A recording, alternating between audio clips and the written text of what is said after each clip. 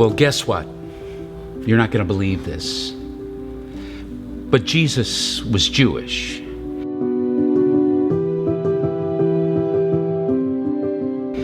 Now, I know as Christians we go, yeah, I already knew that. I understand that. But I'm not sure at times we fully take this in, that we actually fully get it.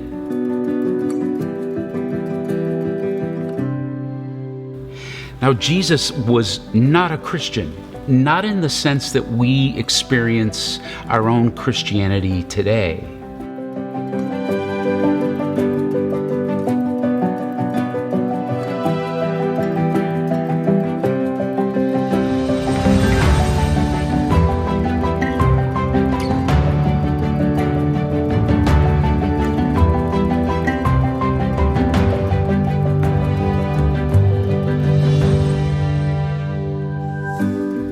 I mean, everything about Jesus, his culture, his race, his religion, his land, he was fully immersed in his Judaism.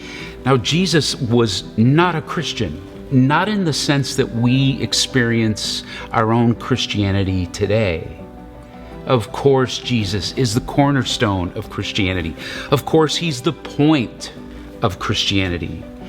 But Jesus wasn't a Christian in the sense that you and I experience it today or understand it, or even millions of Christian lives that have come since he was here. Jesus was fully Jewish. Now, in the Christian New Testament, it tells us that Jesus loved his Judaism. He was fully committed to his Judaism. It was his entire experience. And I think as Christians, we can learn a lot from our own Jewish heritage. We can learn a lot even from our Jewish brothers and sisters about how they, even today, approach their faith. We can learn a lot about our own faith by watching how they approach theirs. Now, when Jesus existed, you need to know something. He never, ever repudiated his Judaism. He never ran from it. He never shunned it. And as I said a moment ago, he was fully immersed in it, and he loved his Jewishness. And when Jesus was challenging the religious leaders of his day, he wasn't repudiating or challenging his Judaism. No, Jesus was challenging a small group of people in the New Testament. They're called Pharisees. And a Pharisee was a combination of a politician, a lawyer, a pastor, and a priest.